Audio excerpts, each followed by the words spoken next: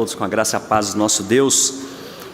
Grande alegria que a gente tem de poder cultuar, servir o nosso Deus no dia que Ele mesmo fez, separado justamente para esse propósito.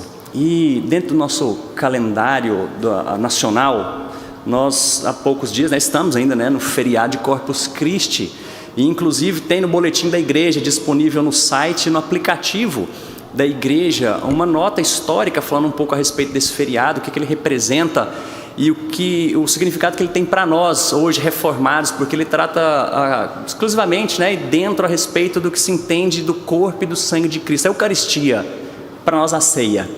E dentro desse intuito, eu gostaria que a gente pudesse meditar um pouco a respeito disso, do corpo de Cristo, na verdade de um banquete que é oferecido para todos nós. Eu quero convidar para que você abra sua Bíblia em Lucas capítulo 14, nós leremos dos versículos 15 a 24, e diz assim, a santa, infalível e inerrante palavra de Deus.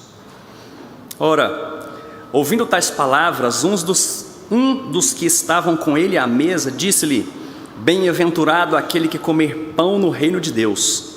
Ele, porém, respondeu, certo homem deu uma grande ceia e convidou muitos. À hora da ceia enviou o seu servo para avisar aos convidados, vinde, porque tudo já está preparado. Não obstante, todos a uma começaram a escusar-se. Disse o primeiro, comprei um campo e preciso ir vê-lo. Rogo-te que me tenhas por escusado. Outro disse, comprei 5 juntas de bois e vou experimentá-las. Rogo-te que me tenhas por escusado.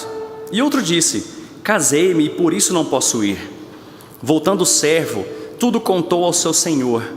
Então irado, o dono da casa disse ao seu servo, sai depressa para as ruas e becos da cidade, e traze para aqui os pobres, os aleijados, os cegos e os coxos. Depois lhe disse o servo, Senhor, feito está como mandaste, ainda há lugar. Respondeu-lhe o Senhor, sai pelos caminhos e atalhos e obriga a todos a entrar, para que fique cheia a minha casa. Porque vos declaro que nenhum daqueles homens que foram convidados provará a minha ceia. Vamos orar mais uma vez? Santo Deus, bendito Pai, obrigado por Tua palavra, obrigado pelo privilégio que o Senhor nos dá de podermos desfrutar da Tua presença, da Tua santa presença por meio de Jesus Cristo. Obrigado, Pai, porque um dia nos foi oferecido um grande banquete, através daquilo que Cristo Jesus fez mediante o derramar do seu sangue e o seu corpo pendurado naquele madeiro. Obrigado, Pai, porque nós temos a esperança de que um dia estaremos à ceia das bodas do Cordeiro. Obrigado porque um dia Jesus vai voltar para nos buscar e estaremos por toda a eternidade desfrutando, ó Pai, dessas alegrias perpetuamente. Pai, perdoa-nos porque muitas vezes temos nos escusado, temos arrumado motivos para não desfrutar da Tua santa presença, mas instrua-nos nesse momento, dá-nos o desejo de poder estar diante do Senhor a cada momento da nossa vida, ó Pai, e podermos nos deliciar diante de tudo isso que o Senhor tem nos oferecido. Nós oramos assim em nome de Jesus. Amém. Se tem uma coisa que crente gosta de fazer, é comer. Pega as nossas reuniões, estudo bíblico. Agora a gente não está tendo mais tanto estudo bíblico assim, Mas nosso estudo bíblico, o que tem depois da reunião? Comida. Claro, e não é só crente, todo mundo gosta disso. Diante de comemorações, celebrações, vitórias, qualquer reunião que a gente tem, comida. E é interessante que a gente vive um tempo em que o só comer já não é bastante. Agora os restaurantes oferecem experiências. Eu acho que isso tem muito a ver com o tempo que a gente vive. Mas agora tem alguns slogans de restaurantes que falam, a gente não só vende comida, nós te proporcionamos experiências. Tem muito tour gastronômico, isso é coisa, eu imagino que seja recente. Você vai para alguma cidade experimentar comida, você vai para uma fazenda experimentar uma comida bem caseira. compartilhar refeições com pessoas locais, com os locais daquela cidade, festivais gastronômicos, comidas de rua. Há pouco tempo nós tivemos aqueles food trucks, tudo envolvido comida, porque a gente gosta muito disso. E eu dou graças a Deus porque Ele nos fez assim. Porque já imaginou se Ele tivesse nos feito talvez como plantas, que a gente só precisasse de alguns nutrientes, ficava no sol e estava tudo resolvido. Tem gente que ainda tenta viver dessa forma, né? Mas Deus não nos fez assim. É muito bom a gente poder desfrutar de uma bela refeição. E graças a Deus por isso, que Ele nos fez sensitivos, né? Para desfrutar de gostos, sabores. E é interessante que a Bíblia realmente fala muito sobre isso, desde o seu início até o seu final. A Bíblia está falando de refeições, de comida, porque isso é importante dentro do reino de Deus. E eu quero mostrar isso para vocês nessa manhã. Vamos ver, por exemplo, a Gênesis capítulo 1, 29, quando Deus cria todas as coisas. Não precisa abrir sua Bíblia. Quando Deus cria todas as coisas, Ele estipula a primeira dieta, né? O primeiro regime alimentar, quando Ele diz: e disse Deus ainda: eis que vos tenho dado todas as ervas que dão semente e se acham na superfície de toda a terra, e todas as árvores em que há fruto que dê semente, isso vos será para o seu mantimento. Deus estipulando já esse primeiro regime alimentar da humanidade. Foi um alimento proibido que representou a queda e a entrada do pecado e a morte do mundo, porque Deus falou: de tudo isso que você pode comer, exceto desse fruto. E então, homem e mulher tomaram e comeram. Foi justamente representado por uma questão de alimentos em que houve o primeiro homicídio em toda a história da humanidade. E assim a gente continua logo após o dilúvio, quando havia pouca vegetação. Agora em Gênesis 9, Deus muda um pouco esse regime alimentar e fala: agora não só de todas as ervas, sementes, agora de todos os animais você pode desfrutar. Está falando de alimentação logo após o dilúvio, quando não havia mais vegetação, tudo precisava ser restaurado dentro da criação. Esaú vendeu seu direito de primogenitura por um prato de comidas. A saída do povo de Israel do cativeiro do Egito foi marcado por uma refeição pascal. Um dos grandes milagres da caminhada desse povo no deserto foi descer maná do céu e depois de um tempo, aves que foram dadas a eles. Um dos grandes milagres. Daniel também é conhecido como aquele que não se contaminou com as iguarias do rei, mas ele tinha uma dieta completamente particular, envolvendo comida. O filho pródigo, ao voltar para casa, recebido com um banquete.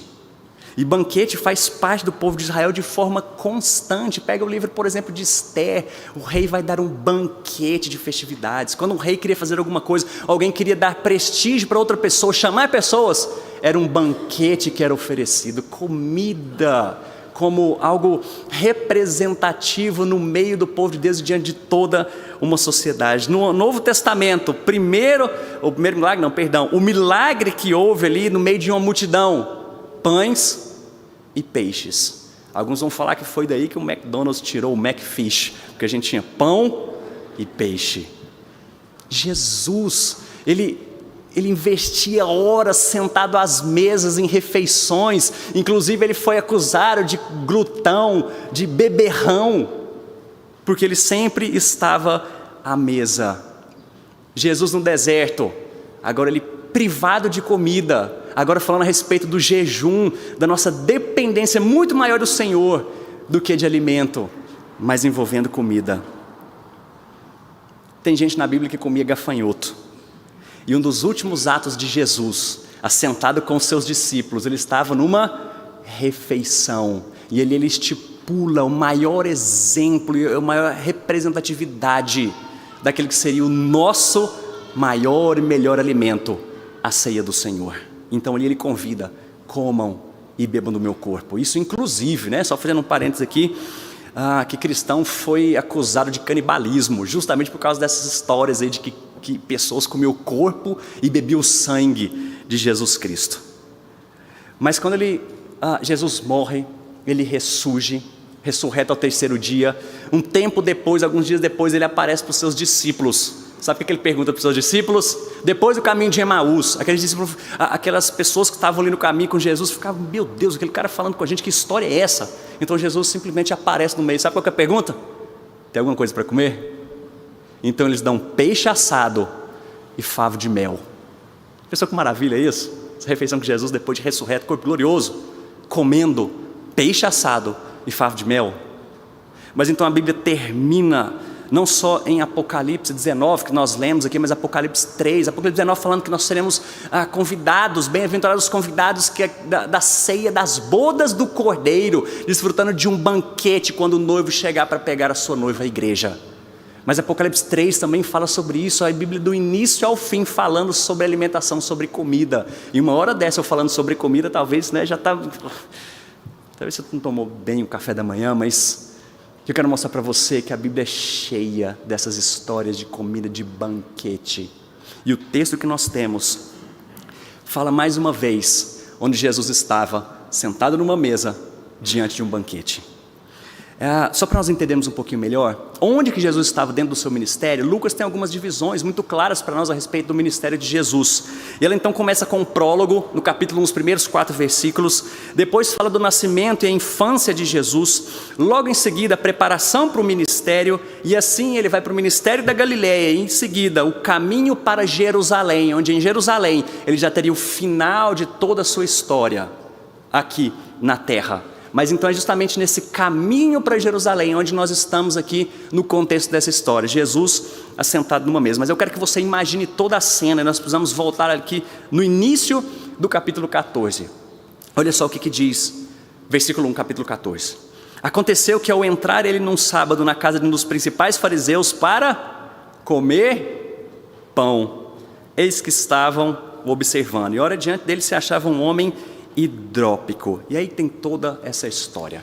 Interessante porque traz alguns detalhes aqui. Jesus estava sentado para comer pão na casa de um fariseu, um dos principais do fariseu, e era um sábado. E essa história de ser sábado, ela não é à toa que ela está dita aqui. Essa história começa bem antes, no capítulo 6, quando narra dos discípulos num sábado, colhendo espigas, debulhando aquilo com a mão e comendo. Eles foram acusados. Olha só, discípulos de Jesus aí, falando que são discípulos do rei, do mestre, comendo num sábado. Então Jesus tem que ensinar uma lição para aquele povo. Passam uns dias, Jesus cura a mão de um homem, e a história é a cura de um homem com a mão ressequida. Adivinha que dia que era? Sábado. Passa um tempo então, a gente está aqui agora no capítulo 13, uma mulher que tinha um espírito, estava possuída de algum espírito de enfermidade, ela andava curvada. Jesus então cura aquela mulher, ela passa a andar de forma ereta. Adivinha que dia era esse? Sábado. E por que Jesus estava falando isso? Justamente porque diante dele sempre estavam os fariseus, judeus, muito zelosos com a lei de Moisés, muito zelosos com o Antigo Testamento, e por isso, por causa desse zelo, eles esperavam a vida do Messias, dizendo: eu vou ser merecedor de estar assentado numa mesa também com esse Salvador, com esse Redentor que vem. E Jesus sempre vai dizer: olha, vocês estão pegados à lei, né? Não pode fazer nada no sábado? Vou curar gente no sábado. Meus discípulos vão comer no sábado. E agora eles estão assentados à mesa num sábado.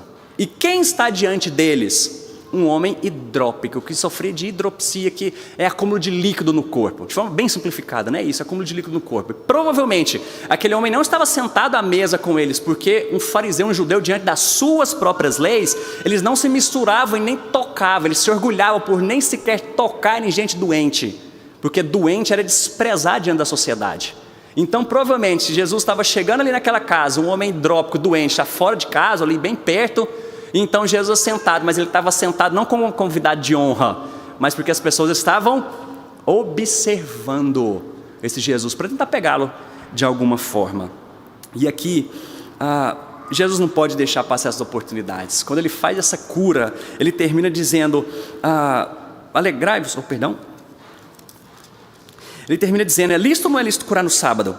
Eles nada puderam falar. Então, se o boi cair num poço, ou seu filho cair num poço, se for no sábado, você não vai tirar? Aqueles homens não puderam falar nada, porque era no sábado, Jesus ensinando alguma coisa para eles. Então, o tempo passa, e Jesus, assentado naquela mesa, começa a ver alguns procurando os principais lugares, os lugares de honra de uma mesa. E Jesus ali, como convidado, ele fala para o anfitrião daquela festa, daquele banquete, daquela refeição que eles estavam tendo, daquela ceia. Ele diz: olha, você não devia chamar esse tipo de gente aqui não, você tinha que chamar era pobre, você tinha que chamar era doente, porque esse pessoal aqui talvez vai querer alguma coisa depois de você, e você vai ficar devendo a eles vão ficar devendo a você. Agora um pobre não tem nada que oferecer. Você devia chamar a gente de qualquer outro tipo, menos esse tipo. Agora imagina, ele falando isso para um anfitrião, que ele foi convidado, sentado numa mesa e falando, você não devia chamar esse povo aqui não. Porque tem gente que está procurando os lugares de honra, olha aqui quem que você está chamando, porque os primeiros serão os últimos os primeiros. Ele termina então essa parte falando a respeito disso, dessa honra, terminando dizendo, versículo 14, e serás bem-aventurado pelo fato de não terem eles com que recompensar-te, a tua recompensa, porém, tu a receberás na ressurreição dos justos. E aqueles homens sabiam o que Jesus estava falando a respeito da ressurreição dos justos, porque como eles eram zelosos e conheciam muito bem o Antigo Testamento, quando nós vamos para o livro de Isaías, principalmente o capítulo 25, fala exatamente sobre isso, de ressurreição dos mortos, mas não somente essa história, mas de um banquete que haverá, onde estarão Abraão, Isaque e Jacó e os profetas, sentados em lugares de honra diante do Senhor. Aqueles homens conheciam muito bem o que Jesus estava falando, na ressurreição dos justos. Agora imagina o climão que estava naquela mesa, Jesus sentado, um monte de fariseu, gente procurando lugar de honra. Jesus fala, não devia ter sido chamado esse povo aqui não, devia ter chamado gente doente, porque eles não vão ter como te recompensar, a sua recompensa vai ser no reino dos céus. Dentro daquele climão, aquela coisa meio chata assim, né? Aí um levanta. Eu imagino, tento imaginar assim, às vezes ele propõe um brinde ali, alguma coisa, e ele grita, e o que o versículo 15 diz para nós, ouvindo tais palavras, um dos que estavam com ele, com Jesus à mesa, disse, bem-aventurado aquele que comer pão no reino de Deus. Agora Jesus provavelmente vira para ele, vou te contar uma história, a respeito disso que você está pensando. E provavelmente aquele homem e todos aqueles que estavam à mesa devem ter aplaudido, falar, é isso aí, bem-aventurado, porque a gente vai sentar na mesa para comer pão no reino de Deus. Olha quem nós somos. Jesus fala, eu vou contar uma história para vocês. Eu vou corrigir talvez uma ideia equivocada que vocês estão tendo a respeito do reino de Deus e sobre o que é comer pão nesse reino, diante desse banquete. E o que eu quero então tem como objetivo mostrar para você o que é necessário para que nós possamos desfrutar desse banquete que nos é oferecido. E perceba que essa frase que foi dita aqui no versículo 15, aquele homem não estava errado. Foi uma afirmação errada? Bem-aventurado aquele que comer pão no reino dos céus, ou no reino de Deus. Isso aqui está errado?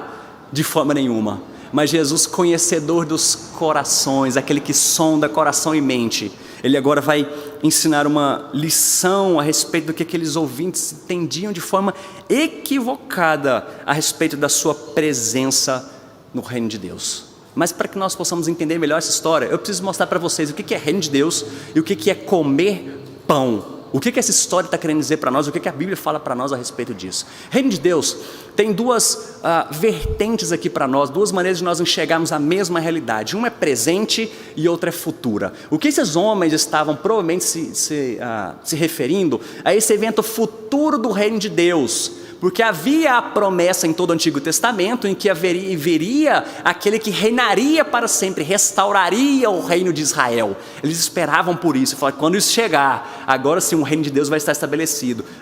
Nós somos um povo privilegiado, a gente é povo de Deus desde a antiguidade. Lembra que Isaías falava sobre isso, Abraão, Isaque e Jacó, os profetas, nós somos descendentes desses homens, de sangue desses homens, então a gente vai ter lugar nesse reino, e por isso que ele diz, bem-aventurado, porque ele estava olhando para esse aspecto futuro. Porém, quando nós vemos um pouquinho mais para frente, por exemplo em Lucas 17, tem um homem que pergunta para Jesus a respeito, quando virão essas coisas? Quando isso vai acontecer? Jesus fala, o reino de Deus, ele não é simplesmente algo material, visível como vocês estão pensando. O reino de Deus está em vocês. Esse aspecto presente, quando o reino de Deus, e nós entendemos assim, quando o reino de Deus é inaugurado com o nascimento de Jesus Cristo. Há alguns domingos eu falei isso para vocês a respeito do cântico de Simeão, quando nós temos ali um homem falando exatamente sobre isso, meus olhos viram, meus braços pegaram a salvação que foi prometida. Foi entendido que esse reino foi inaugurado justamente com Jesus Cristo. E é nesse aspecto agora que Jesus vem corrigir a ideia daqueles homens. Mas eles falam também a respeito de comer pão no reino de Deus. E essa história aqui é belíssima. Porque eu fico imaginando a cena, aquele homem dizendo: bem-aventurado que comer pão no reino dos céus, no reino de Deus. Aí quando a gente vai para João capítulo 6, olha só o que Jesus diz, versículos 31 a 35. Nossos pais comeram maná no deserto, como está escrito: deu-lhes a comer pão do céu. Replicou-lhe Jesus: em verdade vos digo, não foi Moisés quem vos deu o pão do céu, o verdadeiro pão do céu é meu Pai quem vos dá, porque o pão de Deus é o que desce do céu e dá vida ao mundo. Então lhe disseram: Senhor, dá-nos sempre desse pão. Declarou-lhes, pois, Jesus: eu sou o pão da vida. O que vem a mim jamais terá fome, e o que crê em mim jamais terá sede. O texto continua, o versículo 39, quando Jesus diz: a vontade de quem me enviou é essa, que nenhum eu perca de todos que me deu, pelo contrário, eu o ressuscitarei, eu, Jesus, o ressuscitarei no último dia. Versículo 58 termina essa sessão dizendo: quem comer esse pão viverá eternamente. Olha só, eu fico imaginando essa cena, né, de Jesus ali no meio daquele povo, falando: bem-aventurado que comer pão, reino de Deus. Jesus falando: sabe quem é esse pão que desceu do céu? Vocês estão diante dele. Mas então, como eu disse para vocês, Jesus vem corrigir essa visão errada daqueles homens. E talvez se ele perguntasse para aqueles homens ali naquele momento, fala: quem que vai entrar no reino dos céus? Me diz, quem são esses que vão entrar? Provavelmente eles responderiam: nós que temos a promessa, que temos o sangue, nós que somos herdeiros, nós que guardamos a lei de Moisés, nós que temos as nossas leis, nós que não somos impuros, nós nem sequer tocamos nesse homem imundo, que estava aqui há pouco tempo. Jesus então, quem vai ser excluído do reino? Provavelmente eles iam responder: mendigo, coxo, doente, publicano, cobrador de imposto, gentio nem se fala, né? Não vamos nem tocar no nome de gentio aqui, porque, né, já está fora há muito tempo, e esses que estão fora. Jesus diz: eu vou contar uma história, para mostrar para vocês, corrigir esse ponto errado na vida de vocês, o que está no coração de vocês pensando a respeito disso. Então ele monta essa parábola, ele conta essa parábola. Parábola é uma história nas quais Jesus fazia muito uso disso, de um recurso que ele trazia uma realidade espiritual, mas para algo que era visível e dentro da realidade daqueles homens. Então ele começa dizendo: ele, porém, respondeu: certo homem deu uma grande ceia e convidou muitos. A ideia de grande ceia aqui era algo grandioso, não era um jantarzinho para algumas pessoas, era algo grande mesmo. Aqui a ideia é de um mega jantar, talvez na tradução mais literal, que é um mega jantar que foi dado, e convidou muita gente. E isso aqui, dentro das linhas aqui, dá para a gente entender que isso aqui demandava tempo. Isso aqui, para você dar uma grande festa, isso aqui não é de um dia para o outro, simplesmente acontece. Eles tinham que ir atrás dos animais, tinham que ir atrás dos vegetais, de tudo que eles estavam preparando, das mesas, de tudo que eles precisavam. Isso aqui demandava tempo, isso aqui era dispendioso, não só tempo, mas dinheiro também. Era caro para fazer algo assim. E ele convidou muita gente. Então ele segue: a hora da ceia, enviou o servo para avisar aos convidados: vinde, porque tudo já está preparado. Venham, porque está pronto. Isso aqui me lembra muito as palavras de alguém que diz: está pronto, está consumado, está tudo preparado, podem vir. O próprio Jesus, quando disse as palavras, está consumado, nos lembra muito a ideia dessa parábola dizendo: vinde, porque já está tudo preparado. Então, diante disso, eles começam a apresentar algumas desculpas dentro desse convite. E nós temos duas maneiras de olhar para essas desculpas que eles deram aqui. Talvez de maneira literal, ou de uma maneira um pouco mais figurada, de algo que era impossível de acontecer. E eu quero tratar das duas aqui para a gente ver um objetivo. Por que Jesus está contando isso aqui? E por que nós podemos entender das duas maneiras? A primeira delas é de uma forma literal e verdadeira, de histórias que foram narradas que eram realmente possíveis de acontecer, porque muitos vão falar que ela é impossível de acontecer. Mas olha só, um homem diz: a hora da ceia enviou o seu servo, vinde, e não obstante, todos a uma começaram a se desculpar, dar desculpas, excusar-se. Disse o primeiro: eu comprei o campo e preciso ir vê-lo, rogo-te que me tenhas por escusado. Essa ideia de campo aqui, e a palavra que nós temos, era algo grande, não era qualquer um que tinha dinheiro, falava, vou comprar um campo, vou lá ver, vou comprar, mas quem que compra um campo sem antes ir vê-lo? Sem antes saber que campo é esse? Quem mexe com terra aqui, você confiaria? Fala, tem uma terra vendendo ali, eu acho que é boa, você quer comprar? Quero, toma aqui meu dinheiro e outro dia eu vou lá. Eu vou confiar, beleza. Ninguém faz isso. Mas vamos supor que isso aqui era real, esse cara realmente comprou aquele campo de maneira inesperada, mas ele diz, olha, sinto muito, né? Eu comprei esse campo, eu vou lá. Segunda desculpa. Outro, comprei 5 juntas de bois e vou experimentá-las. Rogo que me tenhas, mais uma vez. E não era comum alguém ter dinheiro para comprar 5 juntas de bois. Isso aqui era muita coisa para aquele tempo. Mas vamos supor que isso aqui era real. Mas agora, quem que compra 5 juntas de bois e vai experimentá-las depois? A mesma coisa. Você fala, tem um gado bom para te vender, quer comprar? Quero. 5 juntas. Uau, é muito dinheiro, não é? Então toma aqui esse dinheiro, depois eu vou lá ver que gado é esse. Ninguém faz isso. E por fim, vem aquele que diz, casei-me e por isso não posso ir. Não era tão simples casar e falar, eu me casei, né? Não posso ir. Isso aqui era algo programado, mas vamos supor que isso aqui aconteceu mesmo. O que nós estamos vendo aqui são realidade de pessoas dando desculpas para não cumprir o compromisso delas. Mas vamos pensar de uma outra forma, que isso aqui é realmente impossível de acontecer. Eu disse algumas coisas para vocês, era impossível. De alguém simplesmente comprar um campo sem sequer conhecê-lo. Era impossível alguém comprar esse tanto de boi, tanto de cabeça de boi aqui, sem experimentar antes. Era impossível alguém se casar dessa maneira e sem que alguém o convidasse e você aceitasse de primeira vez, depois falasse, não vou não, porque eu casei tem pouco tempo, né? Eram desculpas que mostram exatamente o que estava no coração daquelas pessoas. Mas também, para nós entendermos melhor o que está passando aqui, nós precisamos entender um pouquinho o contexto cultural.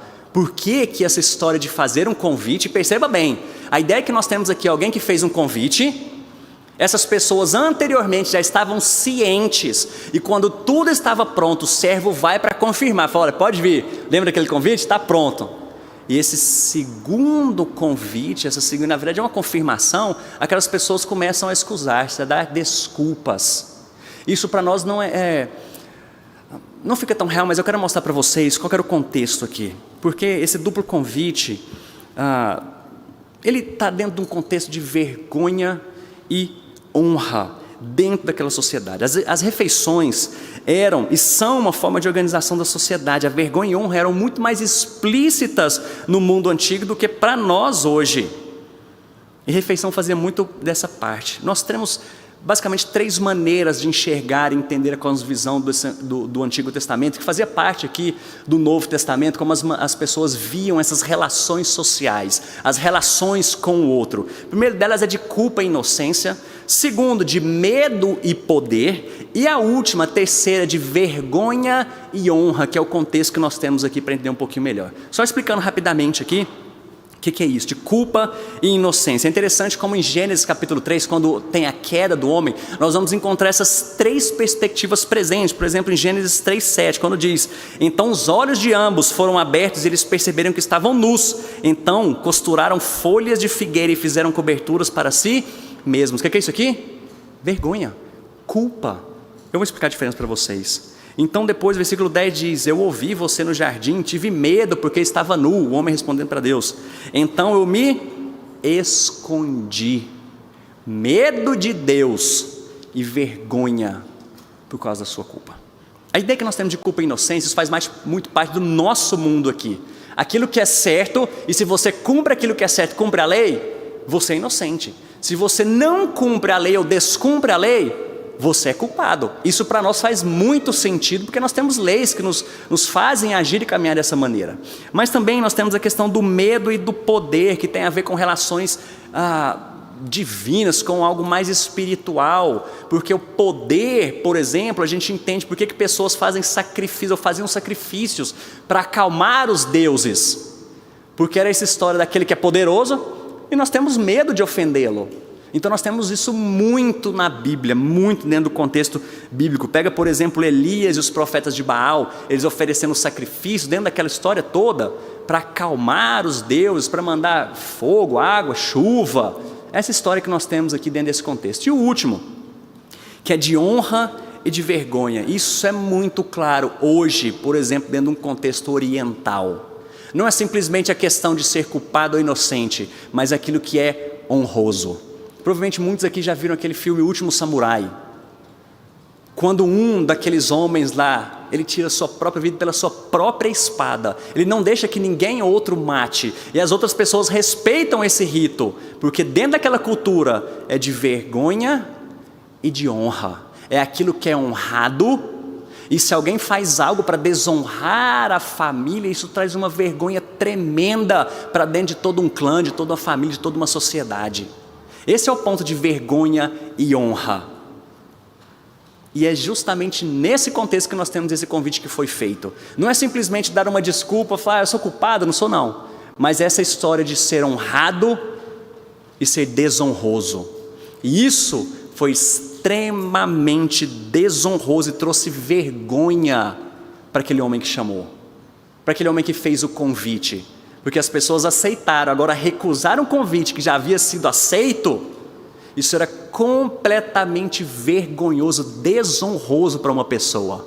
Eu estou falando isso aqui para vocês entenderem o peso que Jesus está trazendo aqui, diante de recusar um convite. Não é simplesmente a gente falar, vamos lá para casa, vou ver e te falo. Para nós aqui é simples, você marcar um compromisso e surge outra coisa, falar, desculpa, vamos remarcar. Para o oriental não. Se você deu sua palavra, acabou. Aquilo basta. Agora, dentro desse contexto, aqueles homens se recusam a aceitar e ir para aquela festa. E olha que interessante, que essas coisas não eram pecaminosas em si. Um estava cuidando das suas posses, estava cuidando do seu território, e ter terra, isso não é problema. O outro estava cuidando também de alguma das suas posses. Boi, isso não é problema não, ter suas posses. E o outro estava cuidando da sua família, estava recém-casado, falou, olha, eu vou ter que ficar em casa.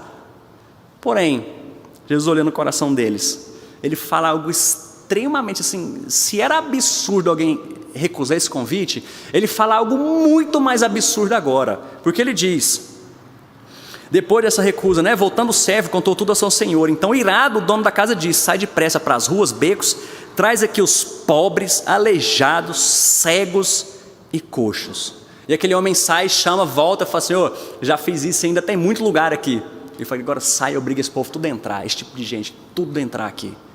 Ele termina essa história dizendo, porque vos declaro. E aí, a história não é só que ele estava contando uma história, mas ele traz uma aplicação muito prática aqui para aquele povo. Quando ele diz, porque vos declaro que nenhum daqueles homens que foram convidados provará a minha ceia. Isso aqui era algo absurdo. Se era absurdo alguém rejeitar um convite por causa desse contexto de honra e desonra, de vergonha, muito mais absurdo era alguém convidar esse tipo de gente. Lembra que eu falei para vocês que um fariseu se orgulhava de nem sequer tocar, nem passar perto, sequer, por exemplo, de um samaritano? Jesus tem que contar mais uma história sobre o samaritano? Esse era o tipo de honra, o tipo de orgulho que um fariseu tinha. Ele diz, nenhum desses que foram convidados vai participar da minha ceia. Então, diante dessas histórias, o que nós podemos trazer para nós como realidade, aplicar isso dentro da nossa vida? Essa história de chamar um povo para uma grande refeição, isso é lá do Antigo Testamento.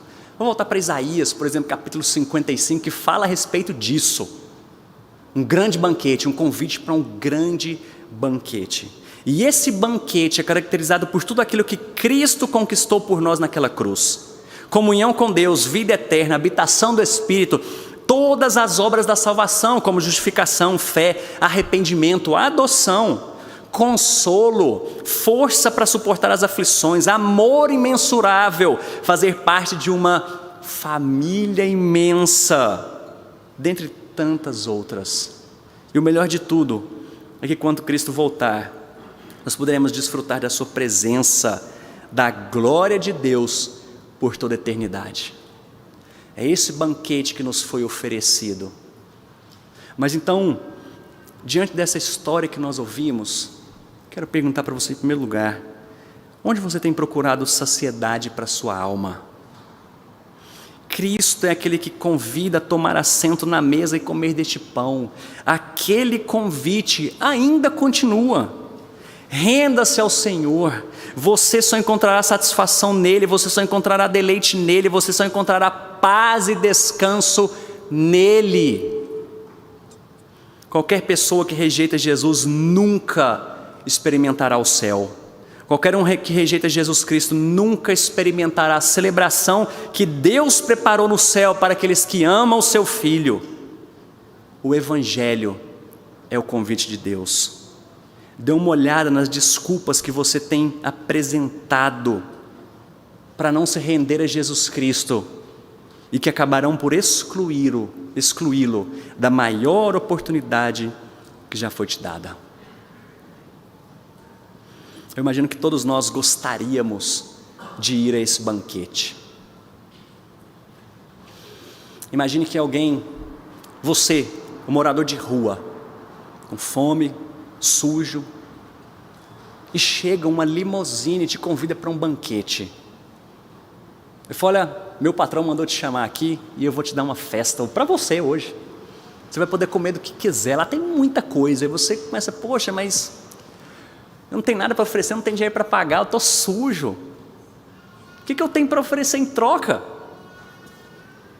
É exatamente esse o ponto em que Cristo espera de nós. Quando Ele te convida para esse banquete celestial no qual nós podemos participar do corpo e do sangue de Jesus Cristo, o que você tem que fazer é: eu não tenho nada para oferecer. Olha para mim, doente, pobre.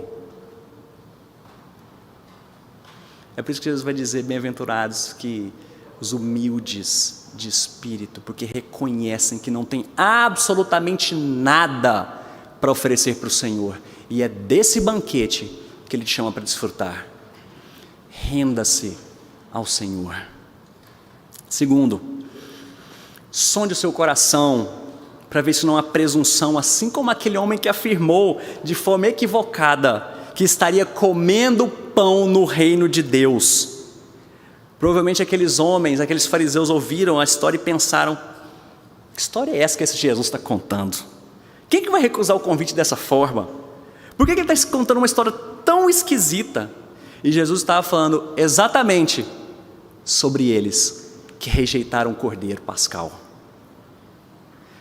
E talvez essa mensagem está falando exatamente sobre você, achando que vai desfrutar desse banquete, mas talvez Jesus está dizendo para você: eu vou te corrigir numa parte aqui, que eu acho que você está errado, achando que é por você, achando que é porque você faz parte dessa igreja, achando que é porque você tem doutrina, tem teologia, porque você faz parte de um grupo seleto de pessoas.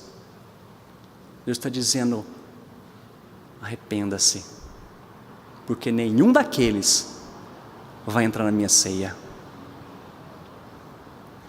Sonde o seu coração, confesse os seus pecados ao Senhor. Muita gente tem dito que está próximo ao Senhor, mas o coração está longe. Mais uma vez eu te digo: renda-se, renda-se.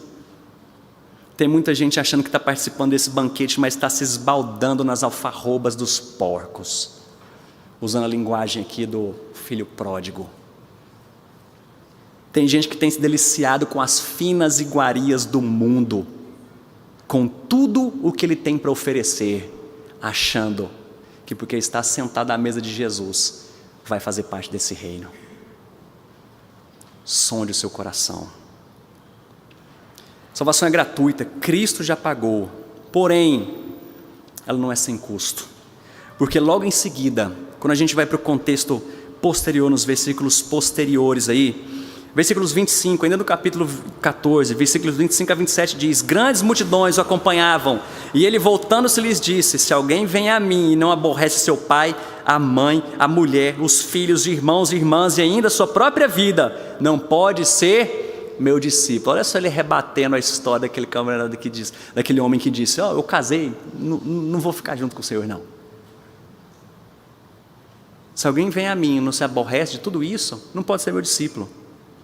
Depois ele continua: e qualquer um que não tomar a sua cruz e vier após mim, não pode ser o meu discípulo. Versículo 33, assim, pois todo aquele que dentre vós não renuncia a tudo quanto tem, não pode ser meu discípulo. Participar desse banquete, ele é de graça, porém não é sem custo. Ser discípulo de Jesus, de forma verdadeira, não é sair fazendo procissão por aí celebrando isso. Não é simplesmente sair anunciando essa história do corpo de Cristo, mas é viver de forma plena isso. É ser discípulo de Jesus, negar a si mesmo, tomar a sua cruz. Não é viver para você, é mortificar o seu eu todos os dias, porque agora nós temos um Senhor. Se nós pertencemos a esse reino, nós temos um rei que governa sobre nós. Não é a sua vontade mais, mas é a vontade do seu rei. E por fim, para a gente terminar, você foi chamado para levar essa mensagem. A história de um servo que saiu a anunciar essa história. Está pronto, venham. A responsabilidade é minha e sua, de anunciar esse banquete, de gente que acha que está, como eu disse para vocês, aí aproveitando o mundo e se esbaldando, mas num caminho que leva à morte, morte eterna. Você e eu somos convidados, não, nós somos conclamados a levar essa mensagem para aqueles outros que estão de fora. Você hoje, ao tomar a sua refeição no almoço, grande banquete que você vai desfrutar, que alimenta o seu corpo, lembre-se dessas palavras, que muito mais importante é você participar desse banquete celestial, espiritual, no qual Cristo nos chama.